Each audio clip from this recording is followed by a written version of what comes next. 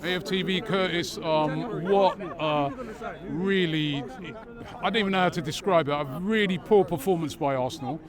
I look at that game and I think to myself, there is nothing we deserved out of that game apart from a draw.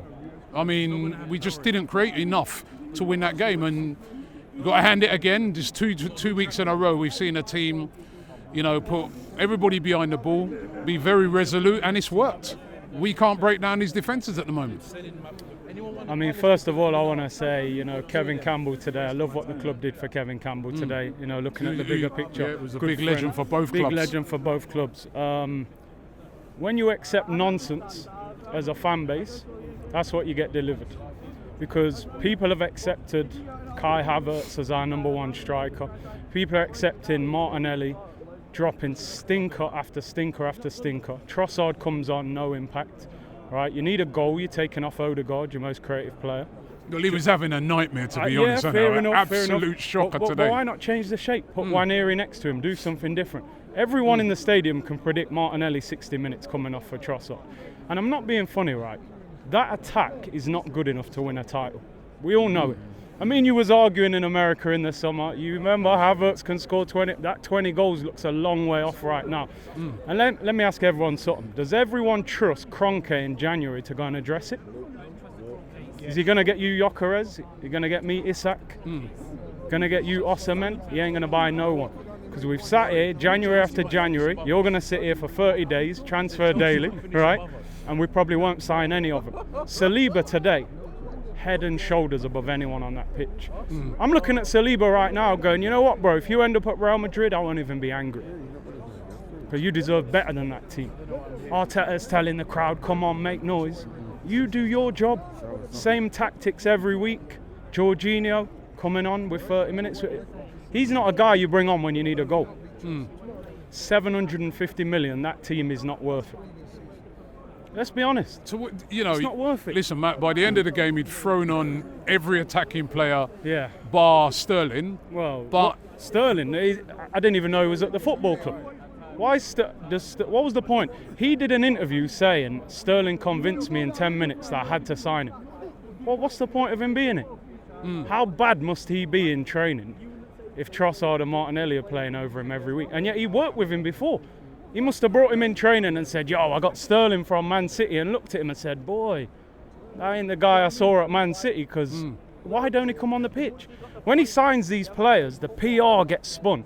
When Sterling signed and did that advert, I'm going to show you and all that, I said, boy, I can't wait. And now what? What's going on now? Havertz and Jesus cost £110 million, can barely get a goal between them. It's so crazy that we haven't replaced Aubameyang from all them years ago. I know everyone gets offended when Aubameyang's like a swear word. We still ain't replaced him. We ain't even replaced Alexis Sanchez. But also, do you look at today? You're right. Yeah. Do you also look at today though and say there was a real lack of creativity today, because basically every attacker's on the pitch, but what did we create in that game for an attacker? I'm trying to think of what we created, because you can have as many strikers or whatever, but if you don't create nothing to score from, and I just can't think of, apart from the first half, there's a couple of chances, a couple of films to Odegaard, right? But we didn't really create anything, did we? I mean, we get the ball out wide and put high crosses in. That's the thing that Everton love. Tarkowski, 6'4", Branthwaite. Why don't we shoot from outside the penalty area? Pickford today, how many saves do you have to make? Just really the one from Saka. Saka, yeah. It's a great save, by the way, At the moment, the Arsenal team is too predictable. Double up on Saka, we're lopsided, everything's down the right. The left-hand side is not functioning. Everyone knew that there was a risk, Odegaard, if he gets injured or he has a drop of form, who's going to come into that position? When he got injured for 7 weeks, every week it was changing, right? Because he didn't trust Nwaneri. He's trusted Lewis Skelly the last 2 games, and he's proved if you're good enough, you're old enough. It don't matter how old you are. And you've let Smith Rowe go, you let Fabio Vieira go, fair enough, but you have to have a backup plan for Martin Odegaard. Odegaard's had a few quiet games. There's no real creativity. Get the ball to Saka, cut inside, cross it. Trossard, cut inside, cross it. I said, who's playing up front for us? Because we ain't got some 6'5" monster up front like Haaland who's going to bully you in the air. So why are we just putting high cross after high cross in the air? You've got to find a different way.